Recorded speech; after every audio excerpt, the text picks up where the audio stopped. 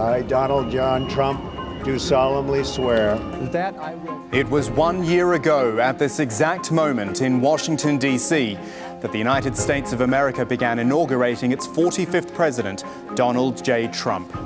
He is a man who shocks and outrages his critics as much as he thrills and galvanizes his supporters. He has turned political norms on their head and rewritten the way leaders speak to their people, most often in 280 characters or fewer. Over the next hour, we will look back on 1 year with a U.S. president without precedent.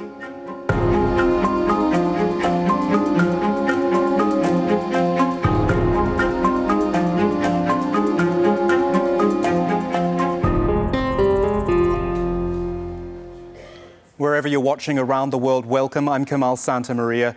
This is an Al Jazeera News special, Trump's first year. As we say, at the exact time that Donald Trump was being inaugurated last year, noon Eastern Standard Time, 1700 hours GMT. Here is what we've got coming up for you. Thousands of people getting ready for what is effectively round two of last year's Women's March, the largest single-day protest in U.S. history. Marches are happening across the country, including the capital, Washington, D.C. Further afield from North Korea to Jerusalem. It's been quite a year as Trump's foreign policy created shockwaves across the world. We will ask what his administration's foreign policy is actually trying to achieve. Domestically, Trump presides over a divided country. Rifts have deepened. Race relations have worsened. Thousands of immigrant families risk being torn apart. So we'll dissect Trump's contentious immigration policies, his legislative promises, his remarks on race. And a year of so-called fake news and alternative facts. This really has been a hallmark of his presidency, the claims of being unfairly treated by the media. We'll analyse this tumultuous relationship between journalists and the so-called tweeter-in-chief. But any celebrations Donald Trump had for this first anniversary have been overshadowed by a government shutdown in Washington, D.C. By the moment Friday ticked over into Saturday, the Senate had failed to pass a funding bill, leaving the U.S. government officially underfunded. Immediately, the White House released a statement blaming the, quote, obstructionist losers in the Democratic Party for tying the future of 800,000 immigrants in the U.S. to the short-term funding of the government. And Trump's first tweet of the day on Saturday morning, maybe this sums it all up. He said, "This is the 1 year anniversary of my presidency, and the Democrats wanted to give me a nice president. Hashtag Democrat shutdown." So instead, he is in Washington, which is where Kimberly Halkett is as well, Al Jazeera's White House correspondent. Good afternoon to you, Kimberly. What state is Washington and the government in now with this shutdown? I think it's fair to characterize it as a state of confusion. The president, as you pointed out, is behind me at the White House. That's not how he was expecting to celebrate this 1 year anniversary in office. He had expected to go to Mar-a-Lago in Florida. That was canceled as a result of the fact that the government has now not been funded. And what happens for federal workers come Monday remains a big question mark. The Senate now getting into session, and both Democrats and Republicans in Congress trying to work out some sort of agreement. But at the moment, you can't ignore the optics that we are marking this anniversary for Donald Trump, not with a Republican celebration of sorts, as he had hoped, but instead with confusion about the future of funding the U.S. government.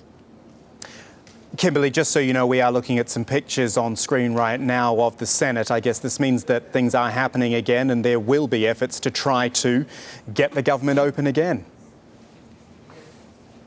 Certainly there are going to be efforts, but what seems to be happening is that both sides have drawn a line in the sand. We are expecting some sort of update from the White House. We've been promised that for hours. It has not yet come. But the position seems to be that Republicans and Donald Trump feel that the government must be funded before the issue that's important to Democrats can be addressed. Democrats, on the other hand, feel just the opposite. They say no government funding unless it includes the protections for DACA recipients. Those are deferred action for childhood arrivals. Essentially, children that were brought to the United States years ago, have grown up in the United States, but they were brought here illegally, don't have any sort of documentation. The Democrats say they're not going to have any discussion or any government funding deal without protections for those people, some 3 million, we're told. So, Kimberly, Donald Trump wanted to be, as you say, at Mar-a-Lago in Florida. He is instead in the White House behind you. Ironically, there are a lot of other people out and about in Washington today for the Women's March as well.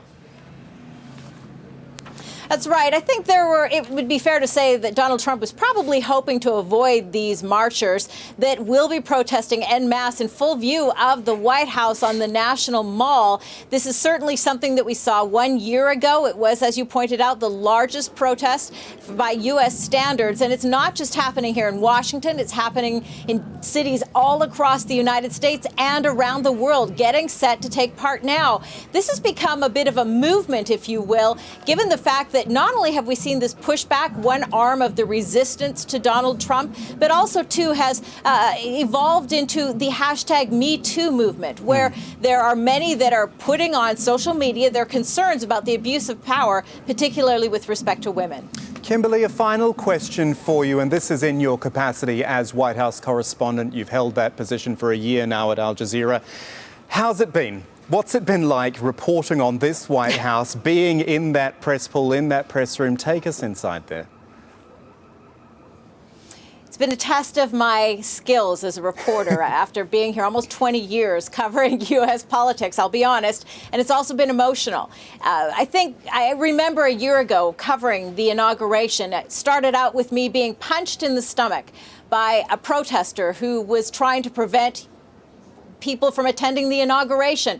And it's been this sort of lack of respect for people who have differences of opinions, whether it is in the public, whether it is on Capitol Hill, whether it is here at the White House, that I think has been most troubling across the board, is this lack of understanding and reason. And it's all about winning. And we're seeing that right now with this weekend, the lines being firmly drawn, refusing to find the common ground. Americans, when they elected Donald Trump, were demanding this. And yet the media, I think we can be included in all of this. The politicians, everyone is not, in my view, and this is Kimberly Helget's personal view, learning their lesson. And I think it's going to take some more hard knocks before we get this figured out. And in the meantime, it's very painful and a challenge, too, as a reporter, to remain objective and to distance those feelings that obviously we all hold dear. Kimberly, you do a fabulous job as our White House correspondent. Looking forward to more from you in 2018. Well, events like the Women's Marches taking place have garnered a lot of their support online. So I've got Leah Harding here with us to take us through. Leah, I think you tell us the depth of feeling still 1 year on. Oh, it's stronger 1 year on, I would say. The hashtag Power to the Polls and Women's March are trending worldwide with protests in the U.S., the UK, and even in the West African country Togo. But women are not the only ones marching. Men and members of the transgender community are protesting as well. Now, as the group behind the march says, it's a walk to make women's rights humans' rights. These numbers from last year showed the nearly 4 million people spread out all across the country. Online, I've been asking you to send us videos telling us why you're marching. Here's what some of you had to say. I'm going to encourage all women to register to vote, and I'm going to encourage women to run for public office at all levels. I believe that what happens in Vegas will be heard around the world. It is truly a beautiful, beautiful gathering of amazing women and men too, which is the most amazing part. It means this movement is doing something. We're taking these giant steps backwards since Trump became president, and I want to be part of that. I want to learn how to get people to the polls, especially during midterms when people aren't as interested and as enthusiastic about voting as they are during a presidential election.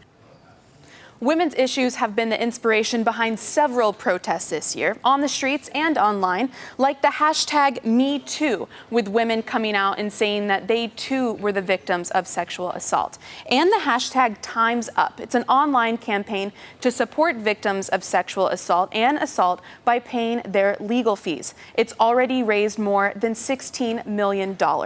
Time's Up was brought to life when Hollywood A-listers wore black to the Golden Globes earlier this month. But perhaps the takeaway headline that night was Oprah Winfrey's speech and people's hopes that she would run for president. Each of these movements have had different beginnings, but they are all calling for women's equality from Hollywood all the way to the White House. Kamal. Leah, thank you for that. We've got more from Leah Harding a little bit later on in this broadcast. As we've been hearing, disagreement between Republicans and Democrats over immigration provoked this US government shutdown. The issue was at the heart of Trump's campaign. It has been the most divisive policy of his presidency. Let's go to John Holman, who is live in Tijuana near the Mexican border with the US. John, over to you.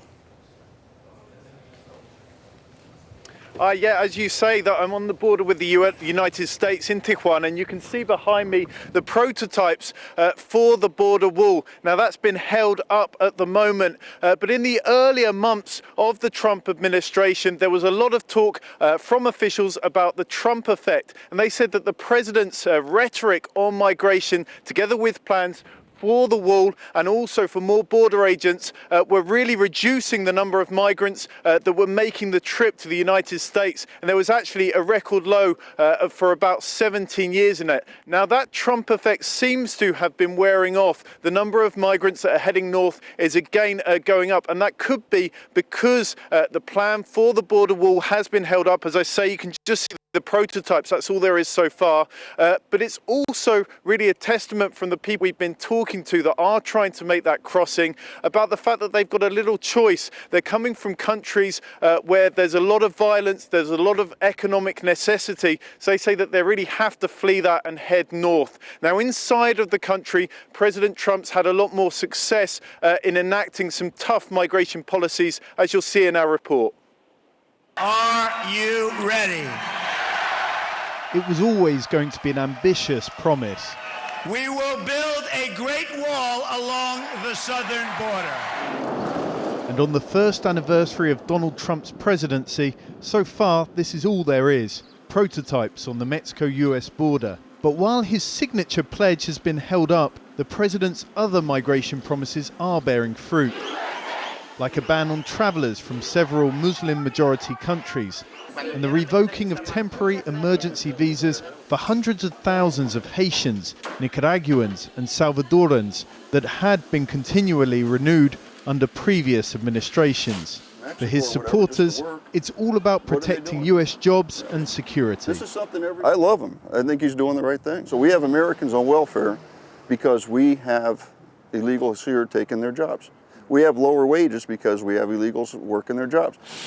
The US has been increasing border security and deportations for years, but Trump's opponents say his rhetoric and policies go much too far. It's been cast as a fight for America's soul. Caught in the middle are those like Anna from El Salvador. She has her job and family stateside, but when the temporary visa program ends in September 2019, she faces deportation to one of the world's most violent countries. If I go back, I'm frightened for my life because they'll think I have money and kidnap my children or my grandchildren. That's why I ask that God and the authorities take into account our situation. The threat of eviction also hangs over the dreamers, 700,000 young people brought stateside illegally as children. President Trump says they have his sympathy, but is pushing for any deal for their future to include funding for more security, especially his signature project. Politically, President Trump feels he needs the wall to satisfy his base, but with a third of the border already covered by a fence, the actual usefulness of a structure that's going to cost at least $21 billion has been questioned. Where it is sort of a waste of money and a waste of everyone's time is to build a wall or a fence in the middle of the desert where, all a wall really ultimately does to a determined border crosser is slow them down for a few minutes. But the wall, as with the rest of the migration issue, has become too important for either side to give way, and the fight has already spilled into the president's second year. John Holman with that report, as we say, from Tijuana on the Mexico-US border. So let's talk more about immigration issues. Joining us from Washington, D.C., Sarah Pierce. She is an associate policy analyst at the Migration Policy Institute. Thank you for joining us, Sarah. How would you describe the past year, how it's been for an immigrant in the United States? It seems they would have been basically nervous at every turn. Yeah, I think it's definitely been a very anxiety-inducing year. the president has been extremely active on immigration, and especially anxiety-inducing is the president's actions on deportations. He's increased deportations significantly from the interior of the country and made every unauthorized immigrant effectively a priority for deportation, which we've definitely seen that increasing individuals' anxiety in the country. Just to be clear, though, because every time we talk about deportation, I hear an argument that says, well, Barack Obama deported, or his administration at least, deported a lot of people as well. How's things changed from administration to administration? Right. So it depends on what type of deportation you're talking about. I would divide deportations into deportations that occur along the border and deportations that occur from the interior of the country. At the end of the Obama administration, there were many individuals being deported from the border and less so from the interior of the country. President Obama was very narrowly going after individuals with significant criminal records and individuals who had recently crossed into the country. Now, under President Trump, he's kind of blown up those priorities, and really effectively every unauthorized immigrant is a priority for enforcement. And that's allowed him to increase deportations from the interior of the country. So when you compare Trump's first year with Obama's last year, interior deportations have increased by 37%. And so he says that building a wall along the border is the way to go. Now, regardless of whether it's going to be funded or not, whether Mexico's paid, whether it will even happen or not, what are your thoughts on how effective that could actually be? I think there's a lot of questions about how effective a wall will be. It was very effective as a campaign slogan, but as an actual policy, I think it's very questionable. There are other options for increased border security, including increasing personnel along the border or increasing technology to monitor the border. But there's also the issue that a lot of the unauthorized immigrants who are approaching our southern border are seeking asylum in the United States. So it doesn't matter how much border security we have, because those individuals are going to purposely approach a Border Patrol officer and declare asylum in the United States. One more thing to ask you about, Sarah, and that is the travel ban. It came very early in the piece. It was dubbed the Muslim ban very early on. It met resistance through the court system, but there is a version of the travel ban in place now. Again, how do you expect that to play out over 2018? Is it still a priority for the president? So the travel ban has been included in the president's overall goals on increasing vetting of individuals coming into the United States. So the idea was, in this third iteration of the travel ban, the 8 countries whose nationals are restricted from coming into the United States aren't providing the U.S. with enough information. I think this issue is going to remain an issue for our judicial system, that the case on whether or not the travel ban is constitutional is still moving through our court system. So we'll see further progress on that this year. Sarah Pierce from the Migration Policy Institute, a pleasure talking to you. Thank you. Thank you. Let's talk foreign policy now. Since coming to office, Donald Trump's managed to offend close US allies, forge new alliances, attack old enemies, and reverse key American foreign policy decisions. Our diplomatic editor James Bays looks back at a turbulent year abroad under the 45th President of the United States. Is the world a safer place 1 year after President Trump took office? The answer is almost certainly no. But is that the Trump administration's fault? The situation on the Korean Peninsula is more dangerous because of North Korea's nuclear test and missile launches. But many believe President Trump's responses, including at this podium in September, made things much worse. The United States has great strength and patience. But if it is forced to defend itself or its allies, we will have no choice but to totally destroy North Korea. If you look elsewhere around the world, it's not a positive picture.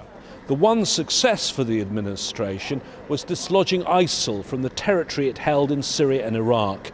But that was achieved by continuing policies put in place by President Obama. And where was the wider policy to deal with the civil war in Syria? President Trump intervened in April with a military strike on an Assad airbase in response to a chemical weapons attack. But that was a one-off, and there's been no punishment for consistent attacks on civilians in the country. The president talked up peace between the Israelis and Palestinians, saying he hoped to reach the deal of the century, but his actions recognizing Jerusalem as Israel's capital have made that aim impossible for now. As well as visiting Jerusalem, President Trump went to Saudi Arabia, a visit that Saudi authorities may have felt gave them the green light to blockade their Gulf neighbour Qatar, to intensify their campaign in Yemen and to launch an internal crackdown with many princes put under arrest. Experts say it's part of a wider pattern.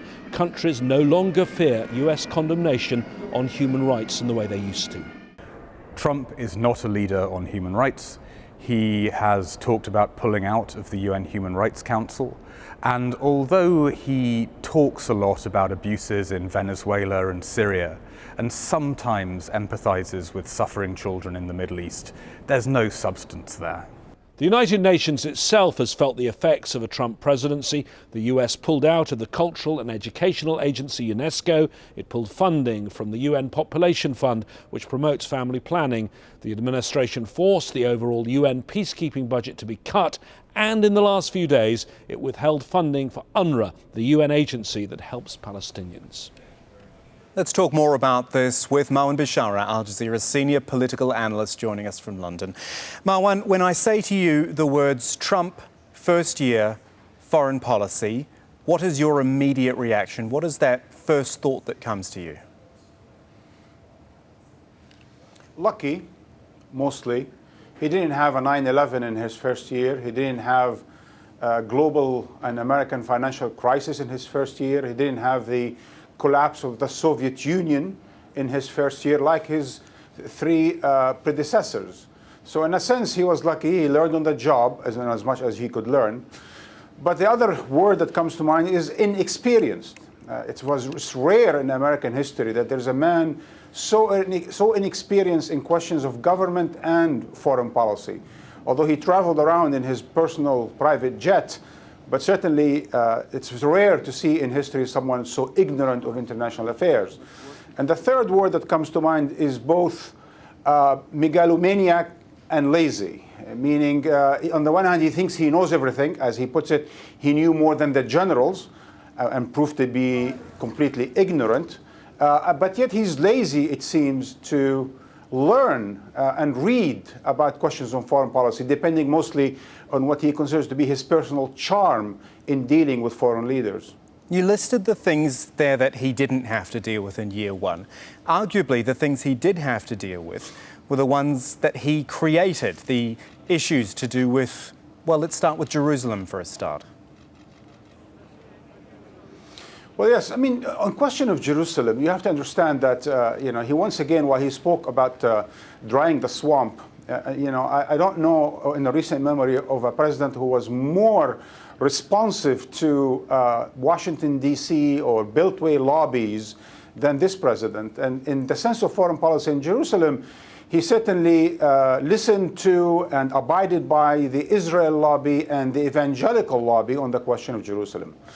But that wouldn't have been enough if the Saudis and the Egyptians and the Emiratis and others were not accommodating to him, meaning he wouldn't have dared, no American president would have dared losing the entire Arab and Muslim world by recognizing Jerusalem. But this president, on the one hand, he was able to accommodate the Israel and the evangelical lobby in Washington. On the other hand, not lose America's allies like Egypt and Saudi Arabia and others, because they continue to be accommodating even after the recognition of Jerusalem as capital of Israel.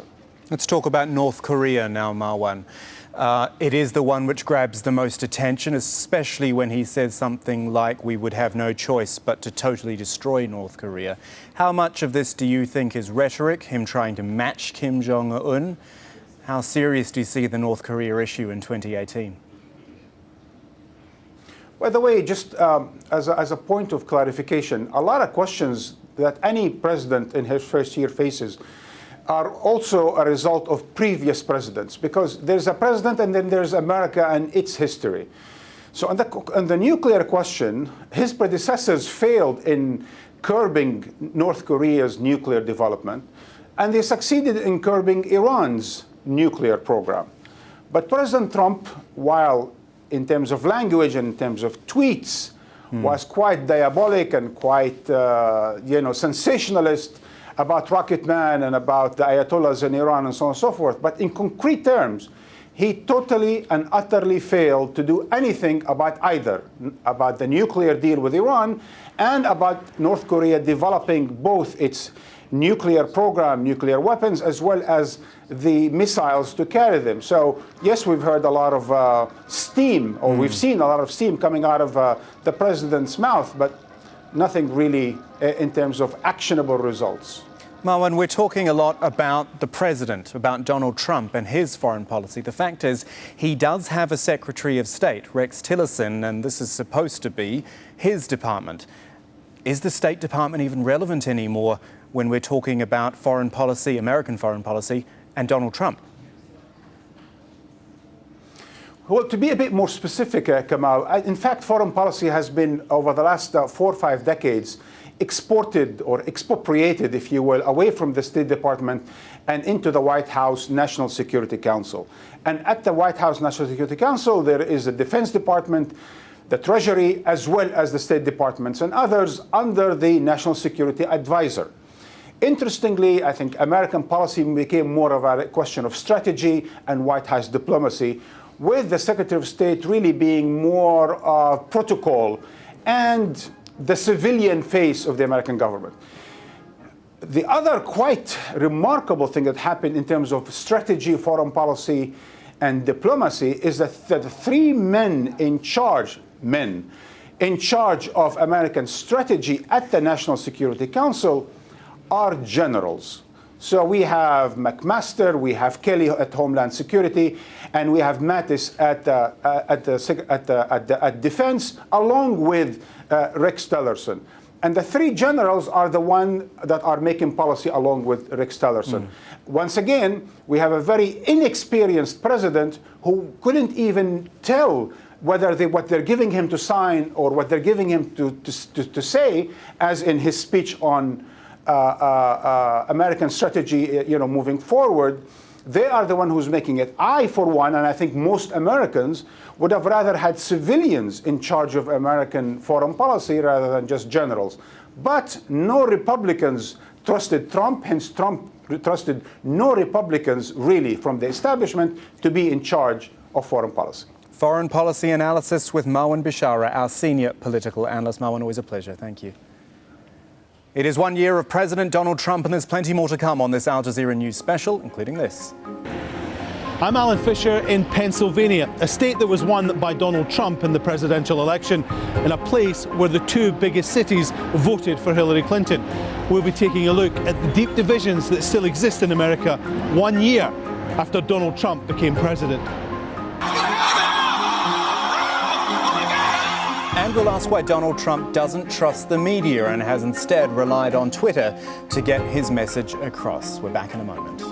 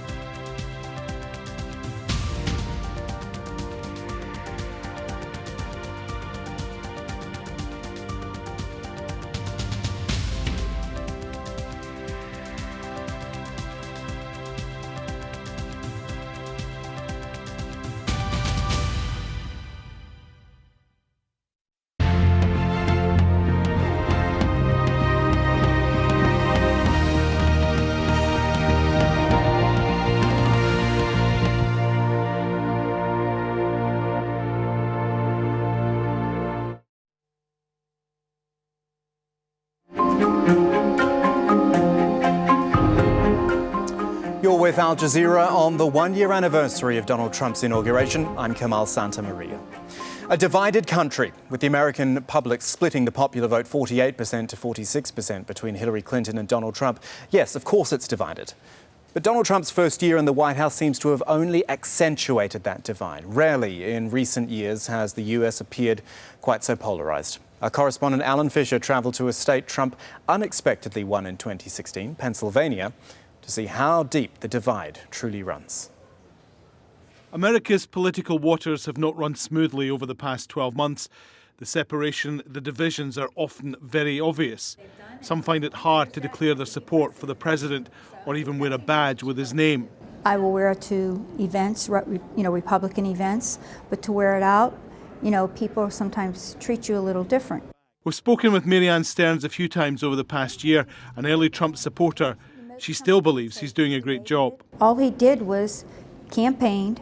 He told people what he wanted to do. Some people didn't like what he wanted to do.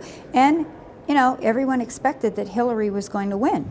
And it was a shock to everyone that she didn't win. So I think this was a much harder loss, and I think that's why, there is more of a divide. A new poll published to mark 1 year since the inauguration shows the problem of one nation under Trump divided. 3 in 4 Americans say the country is clearly divided. 6 in 10 say they don't have trust in the political system. And 6 in 10 say racial tensions have increased. The divide is most notable with women. More tend to vote Democratic, and with people of colour who are less likely to support Donald Trump. But bitter division is nothing new. I generally point to the election of 1800, which I think is perhaps the most contentious of all of our elections, I think, with perhaps some of the harshest dialogue and discourse that we've ever had in a presidential campaign. We definitely have these periods of real polarization, and then we are able to come back from that. Are you finding people are engaged? For many, the rise of Donald Trump has made them confront the idea of political power and influence, and to work together at a community level to change outcomes. In this political moment where we are literally fighting for our lives, where we are fighting to maintain any of the gains and advances we've made around health care or the environment, or any kind of anti-oppression efforts that we're working towards, I think it only amplifies the urgency of now. In just a few weeks, there will be a special election in this part of Pennsylvania for a vacancy in Congress. It will begin to get a great deal of national attention. It will be seen as a referendum on Donald Trump's presidency, and it will again expose the deep divisions in America's politics. Donald Trump has repeatedly said he wants to bring all Americans together to work for the greater good, though there's no evidence of that happening. A cold reality as year 2 begins. Alan Fisher, Al Jazeera, Pittsburgh.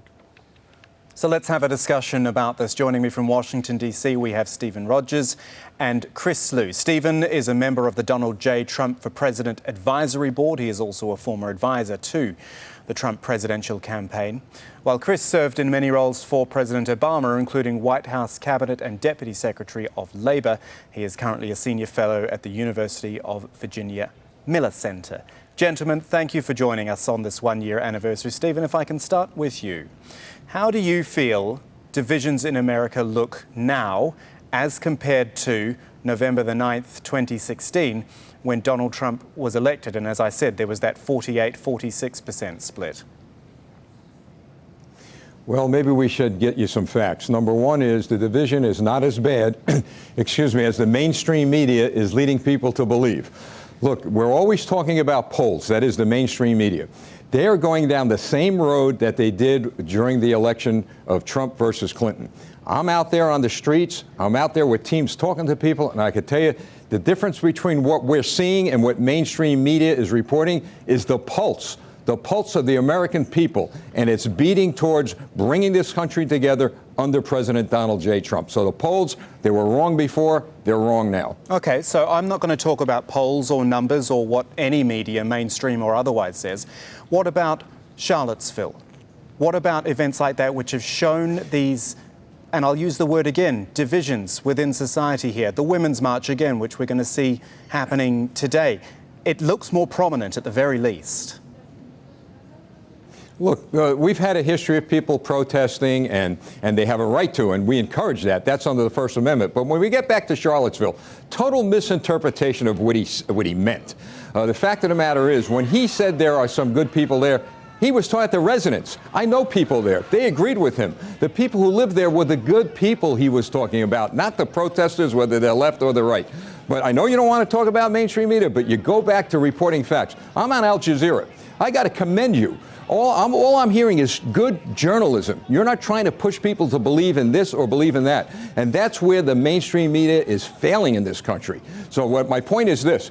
If we get the facts and we stop interpreting what people are saying, in this case President Trump are saying, and let people decide what he's saying, you're going to find we're much more united than we are divided. Well, I'll take that compliment and just say that we're doing our job. Let's bring in Chris Liu, also in Washington, D.C. Your thoughts on the divisions in society in the United States now? Well, look, you're 100% right. This has been an unprecedented time of chaos and turmoil. And it's not just the retreat of U.S. leadership that your panels have been talking about. It's what's happening here in the United States. We had something unprecedented last night, 12 hours ago. First federal government shutdown when both one party controlled both the president and Congress. And that shows you not only the deep divisions in Congress over policy, but really where our country is. And you've talked about the racism and the divisiveness and the incivility. And I think that's what really offends so many people in this country. Look, I may not like Donald Trump's policies, and that's my prerogative as a Democrat. What really offends me and so many people are his attacks on the press, on facts, and the democratic norms in this country. Do you think the media, well, we have seen the media fight back, and we're going to be talking more about this later in our broadcast, but has that contributed to the problems that we're seeing? Well, look, if you look at the last couple of presidents, even the one that I work with, I don't think we always love the media coverage that we get. Certainly President Bush didn't love it either, but we understand the important role of the media. We respect the freedom of the press. And you've seen an unprecedented assault by this president on the media. He has one TV station that he apparently gets all of his news from, that he caters to. But look, as your people have said all along here, a lot of what has happened over the last year really are self-inflicted wounds. If the president would really stop tweeting, stop giving these inflammatory statements, I guarantee you his approval ratings would go up. Gentlemen, I want to pause just for a second and talk about the economy, because the U.S. economy is booming. Donald Trump tells us this quite often, and he's been taking credit for it. The stock markets have done, well, very well compared to the last year. In fact, a couple of days ago, the Dow Jones closed above 26,000 points for the first time. Unemployment is down from nearly 5% a year ago. It's down to 4% now. And 174,000 new jobs on average have been added each month. Stephen, let's bring you in on this one. I'm sure you'd agree with Donald Trump's assessment that he's been responsible for this, but wasn't he already on an upward tick? Things were improving towards the end of the Obama years? Well, not necessarily, because I could tell you in the state I'm in New Jersey, many companies were leaving because of the taxes, manufacturing plants closing down. So indeed, President Trump is responsible for this growth in our economy. And look, these tax breaks are historical. More Americans from all levels are going to be getting more money in their pockets. I could tell you, I go back to the state I live in, New Jersey. Companies are expanding. They're giving bonuses to their employees. So there's a lot of good coming out of this. And it seems to me, unfortunately, that every time Donald Trump makes a step forward, we go back to the same song and dance that it was Obama that created this. He's the president of the United States. If we're going to say that President Trump owns all these troubles, then we better believe that he owns all of the successes. And we are becoming a wealthier nation as he promised. Chris, Stephen mentions the tax breaks, which is something I did want to bring up. What's your view on those? Are they something which, quote unquote, all Americans are going to feel, or a majority of Americans are going to feel? Certainly the tax bill will provide some limited relief to all Americans. What's important to understand is that tax rates will go up for the majority of Americans in the next couple of years. And then you add on top of that the changes that they've made to the Affordable Care Act, which will essentially take health care away from 13 million individuals. It'll raise premiums by 10%. You already have a Republican Congress that's saying, hey, to fix the debt that has occurred over the last couple of years, we are going to have to cut entitlements. So it's not just the amount of money money that comes back to people in the way of tax cuts. It's the whole basket of what they end up paying for and what they spend on a day-to-day basis. Chris Liu and Stephen Rogers joining us from Washington, D.C. Thank you for your time. Maybe we'll have another chat in another year. Pleasure being here. Thank you very much.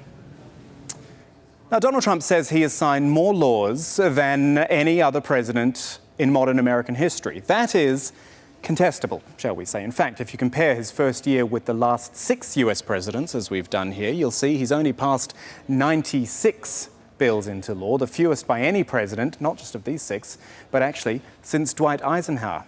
And he's had major trouble getting some of his big campaign promises through Congress as well. Let's have a look at some of them. Whoops, gone a bit far there. Obamacare, repealing and replacing it. Remember, this was Trump's signature campaign promise. It hasn't happened because he failed to get enough support from elements of his own Republican Party. What about his campaign pledge of pumping $1 trillion into rebuilding America's infrastructure and creating millions of jobs? Another big red cross on that one. There's also, as we've discussed already, the grand plan to build a wall along the border with Mexico. That one is also stuck in a legislative logjam. Then we've got the promise to renegotiate NAFTA, the North American Free Trade Agreement that pitted him against Canada and Mexico 1 year on. That one is still stuck as well. But let's be fair, this is what President Trump has done, and we just talked about this with Chris and Stephen. He's managed to pass his tax bill, which is his most significant legislative victory so far. He's also kept a number of campaign promises, things like withdrawing from the Paris Climate Agreement. There's also abandoning the TPP, the Trans-Pacific Partnership, which he also saw as unfair to the United States. There is banning aid for abortion providers overseas. That's a big one. Huge consequences, really, for women right around the world. And he removed protection for transgender students as well. There's a lot to unpack there. We're going to do it now with Alan Lichtman joining us from Washington, D.C. He is a professor of history at the American University. He is the author of The Case for Impeachment, and he has correctly predicted the winner of every U.S. presidential election since 1982. Alan, it is lovely to see you again. I say that, of course, because you were here with us in Doha on election night. Given everything that's happened. So Al Jazeera was the one network that wasn't surprised at Donald Trump's victory, because I told you. I remember it well, Alan. It was very late in the night or very early in the morning, and I do remember it well. We're standing in this very spot as well. Anyway, let's talk about this past year then. I've just run through a whole list of things, and we have to give credit where it's due that some of those promises, the campaign promises, the big things have actually happened. How would you sum up his legislative wins and losses in this past year? Well, I think you quite accurately indicate the legislative losses are far greater than the legislative wins. Of all his signature initiatives in Congress, the only one that succeeded in passing is the big tax cut bill. That's perhaps 1 out of 4 or 5 major legislative initiatives that he promised in the campaign and the beginning of his presidency. In contrast, look at the great liberal Franklin Roosevelt, who pioneered the idea of the first 100 days. He passed in 100 days 15 major pieces of legislation. A president who controls, or a president whose party controls the White House and the House of Representatives as the Senate, on paper, he should be able to do a lot more, get things through Congress a little more easily. Why has it not happened? He should have been able to do everything with unified control of government like Franklin Roosevelt had in 1933. There are 2 problems. Number one, the Republican Party is not united. There is still divisions within the Republican Party between moderates like Susan Collins or Linda Murkowski and the great bulk of the Republican Party, which today is farther to the right than the party has been at any time in recent years. Secondly, the president has proven himself to be a terrible negotiator. This was supposedly one of his strong suits. I know how to get things done. I know how to make a deal. He's been awful in making deals for a couple of reasons. One, you can't trust the man. Just in a matter of a day or two, he totally flip-flopped on what he would accept with respect to legislation to keep the government open. So you can't make a deal with someone who changes his mind unpredictably, and of course, he has no political capital. His approval ratings are the lowest after 1 year of any president in the history of polling in the United States. They're somewhere between 35 and 40%. That gives him no leverage, and his party has been losing election after election, including in places where they should be winning, like in Alabama, deep red, or just a couple of days ago in a rural Wisconsin state Senate district that Trump won by 17 points. The Democrat won by about 10 points. Alan, your book is called The Case for Impeachment, so I can see where you stand. And a lot of people would argue there are many cases already we've seen for impeachment. The thing is, the process of impeachment, it's pretty complicated, and certainly with Republican control in the House and the Senate right now, not likely, surely. Well, I've posited two scenarios. I predict that within the next 6 months or so, the special counsel, Bob Mueller, is going to come up with shocking findings, probably in three areas: the Russia connection, obstruction of justice, and I think financial crimes as well. I don't have any inside information, but I've been following these things for decades. Then one of two things happen. Either the Republicans do the responsible thing and actually begin the impeachment process, which starts with an investigation by the House Judiciary Committee, or they continue to be enablers and ignorers, in which case they're going to lose control of Congress, the Democrats will take over, and they can start the impeachment process in 2019 without any Republican input. What about the other scenario, that he isn't impeached, that he stays in? What are his chances of re-election? Well, it's pretty early to say, and as you know, I'm a real contrarian when it comes to re-election. And my theory, that's been right for 30-some-odd years, and that, made Al Jazeera the one network that knew that Donald Trump was going to win, is based upon the strength and performance of the party holding the White House. So it's not based necessarily on Donald Trump as an individual, but how the American people evaluate his governance. Right now, that evaluation is pretty dismal, but there are 3 years to go, and I'm not ready to make my call yet. But I'll tell you, it won't be based on the polls, and it won't be based on the pundits. We'll get back to you then, won't we? Alan Lichtman joining us from Washington, D.C. Great to talk to you. Donald Trump has coined the phrase fake news to discredit journalists and journalism that he simply objects to. It appears in his tweets, in his news conferences, in his interviews with extraordinary regularity. And just last week, he even awarded his own fake news awards to the media he felt was most fake. Here's Richard Gisbert now, host of Al Jazeera's The Listening Post, with his take on a turbulent relationship between the US president and the media. Follow the 45th president of the United States on Twitter, and these are the kind of insults that you and his nearly 44 million followers will see him hurl at the American media. Calling stories fake news has become routine for Donald Trump. According to a count compiled in November of last year by PolitiFact, he has used that term more than 150 times since coming to office, even accusing author Michael Wolff of publishing fake news in the form of a book. I consider it a work of fiction, and I think it's a disgrace. Trump has labeled most major U.S. news outlets like CNN, ABC, CBS, and NBC the enemy of the American people. And his attacks on media go well beyond name-calling. Trump has threatened to revoke NBC's license to broadcast in the U.S. Sometimes the American media have made it easy for him.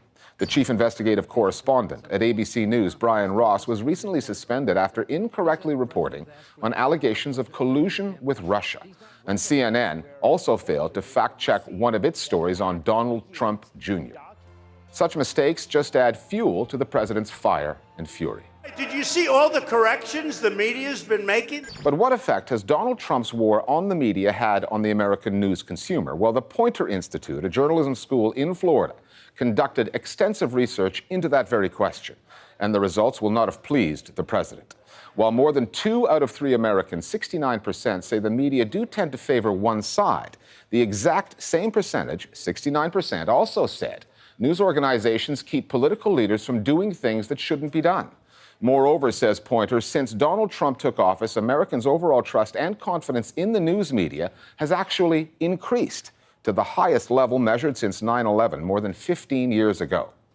One outlet Mr. Trump has not taken issue with is Fox News. Fox has never really been fair or balanced, regardless of what it claims. No matter how unhinged Trump's tweets may be, or how disturbing the stories leaked from the White House appear to be, Fox has stood by this president. It has been so loyal to Trump that other news channels have taken to calling the Rupert Murdoch-owned network state-run television. And the president returns Fox's loyalty with his own.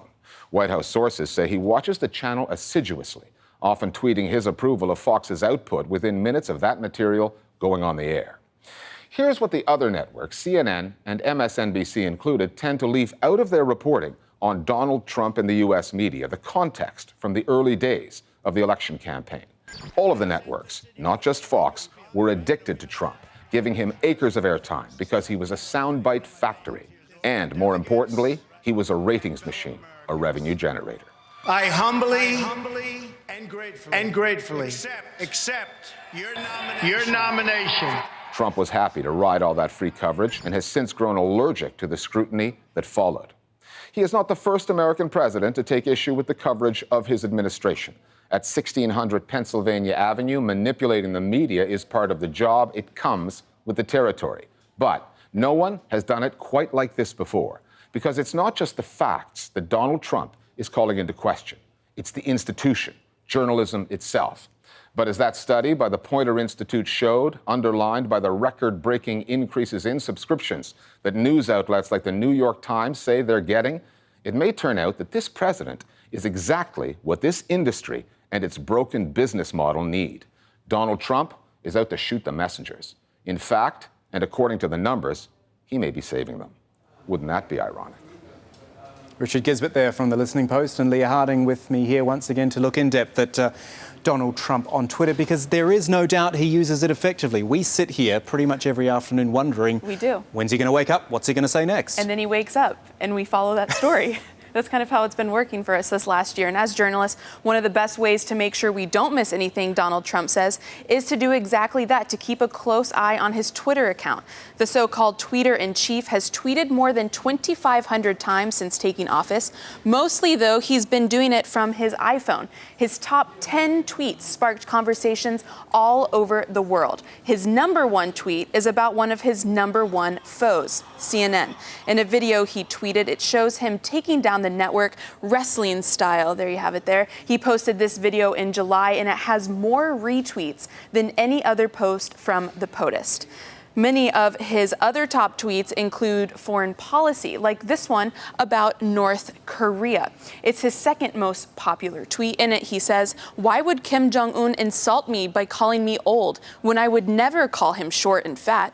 Oh well, I try so hard to be his friend, and maybe someday that will happen." He also tweeted about Saudi Arabia and Qatar before and just after the Saudi-led GCC blockade. That, of course, came on the coattails of his first trip to the Middle East as president. Now, back in the U.S., we've been speaking to many of you online about what you think of Trump's first year in office, tweets and all. I think he's done very well, especially by bringing a business executive approach to government, which I think is sorely needed with a country like ours, right? He's done very well removing the regulations that have restrained our economic engine, and also by providing tax relief to millions of Americans to where we can keep more money in our own pockets. I think we can do better with our money than the government can. And I did support him, and I will continue to support him. Trump's first year in office was pretty tumultuous, and he's doing a little bit better than I thought he would, but there's still quite a bit of room for improvement. I was a never Trumper Republican, and I definitely stand by my third-party vote. Now, Trump has also given late-night shows much to talk about. You could say one of the top conversations this year involved a lot of covfefe. You know what? I don't know about America, but Donald Trump has definitely made Twitter great again. Say what you want. Say what you want. And I'm just going to enjoy this moment. I don't care, coverage or not coverage. I don't care. People were searching covfefe on the internet. Of course, the internet lost their covfefe over this. Why did the president type that? It was the new "what color is the dress," but instead of white versus blue, it was sleepy versus stroke. Donald Trump deleted that tweet just 6 hours after he posted it. Now, President Donald Trump ends his first year with one of the lowest approval ratings in recent history. He's hovering at around 38%. When it came to Barack Obama's last year in office, he had a 67% approval rating. Kamal? Leah, he has kept you very busy this year on the news grid. He's given me a job to do. More to come in 2018. Thank you very much. So that is it for this one-year anniversary special on President Donald J. Trump's inauguration and his first year in office. By this time, 365 days ago, we were officially into the Trump era. And what an era it's been so far. We're going to leave you now with some of the key moments, the ones which have really affected the United States and indeed so many places around the world and left us wondering just what will 2018 bring. I'm Kamal Santamaria on behalf of Leah Harding and the whole team here. Thanks for joining us for this news special. The News Hour from London is coming up next, right here on Al Jazeera. Thanks for joining us. So help me God. Congratulations, Mr. President.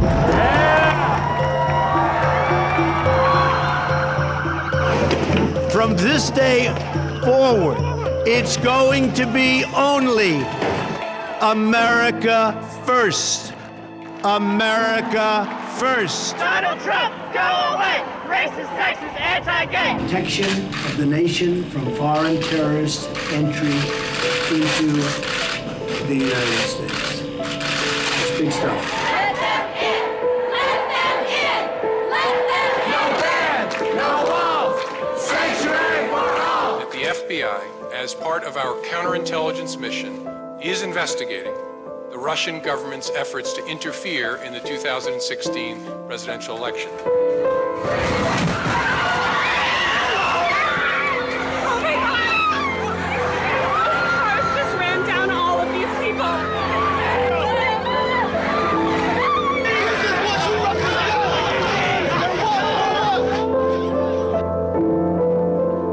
But you also had people that were very fine people on both sides. Wouldn't you love to see one of these NFL owners, when somebody disrespects our flag, to say, get that son of a the field right now, out, he's fired.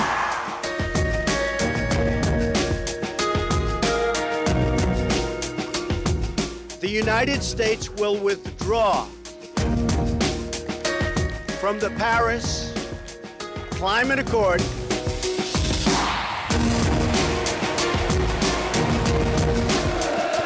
Rocket Man is on a suicide mission for himself.